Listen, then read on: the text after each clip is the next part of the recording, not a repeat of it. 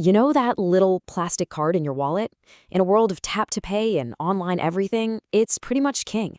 But for a lot of us, there is a big question. How do we use these cards while staying true to our faith? So today, that's exactly what we're going to do.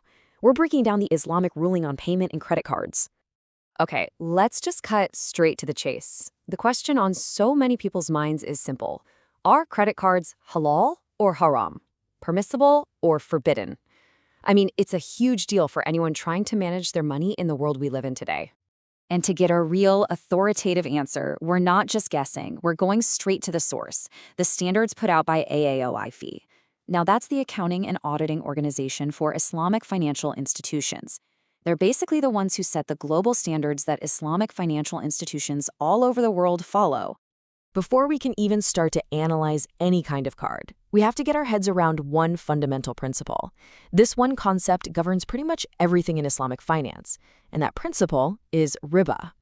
So what is riba exactly? Well, in financial terms, it's any predetermined, guaranteed increase on a loan. If a contract says you're going to get back more money than you lent out, that guaranteed extra bit is riba. And, this isn't some minor point. It's strictly forbidden, haram, and there's unanimous agreement on that among scholars. And this slide just lays it out so simply. On the left, a permissible deal. You lend someone $100, they pay you back $100. It's a loan, plain and simple. Now look at the right. You lend $100, but the agreement says they must repay $110. That guaranteed extra $10, that's the very definition of riba. Understanding this one little distinction is the key to everything else we're going to talk about. All right, so with that core principle of avoiding riba locked in, we're ready to play financial detective. Let's put the three main types of payment cards right under the microscope and see how they hold up. First up, we've got the most common one, the card most of us use almost every day, the debit card, or as the official standard calls it, the card of immediate deduction. The way a debit card works is really straightforward. It's linked directly to your bank account. When you buy something, the money is taken out of your available balance right away.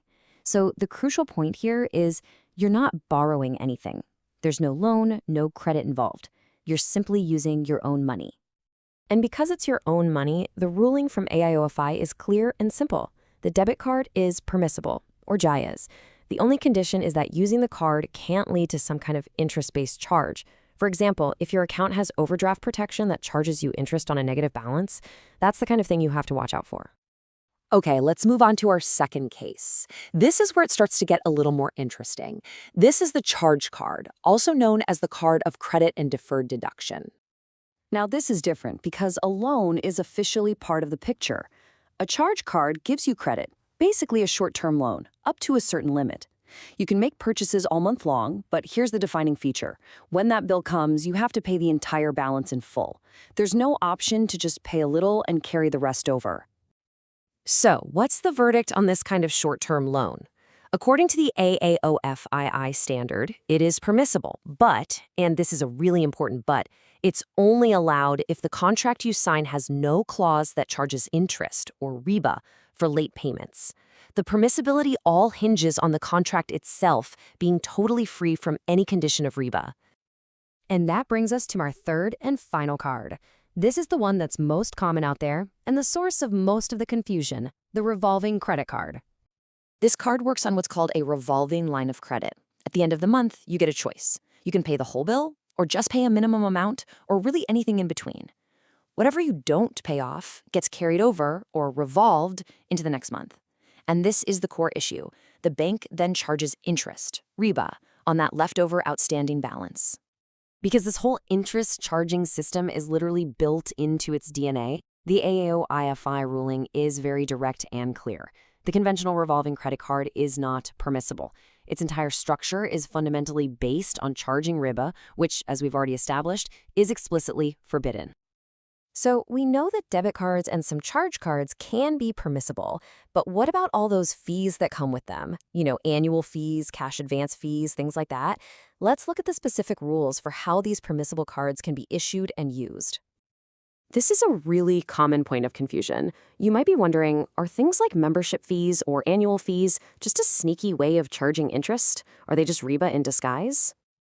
Well, the standard gives us clear guidance here.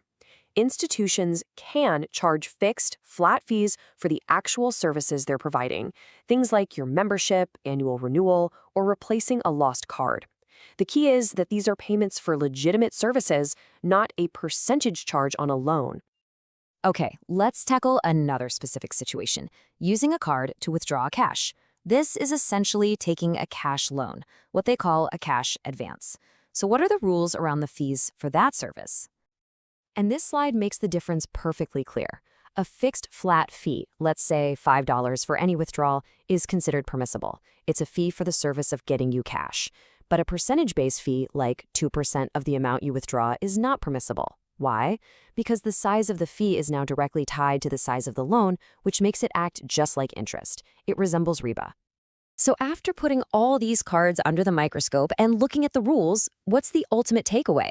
Well, it all comes down to empowering you with the knowledge to make a conscious, informed financial choice for yourself. This summary table really brings it all together nicely. Your debit card uses your own money, has no loan, and is permissible. The charge card is a short-term loan that's permissible, but only if the contract is free of any riba-based penalty clauses. And the conventional revolving credit card, it's built on a model of interest-bearing debt, so it's not permissible. See? It always comes back to that one foundational principle. And this all brings us to a final thought. This whole analysis, it's not just about a list of rules. It's about the deep ethical principles underneath them all. It pushes us to ask a much bigger question. What would our world look like if our entire financial system was built not on interest-based debt, but on principles of fairness, transparency, and real-world partnership? It's definitely something to think about.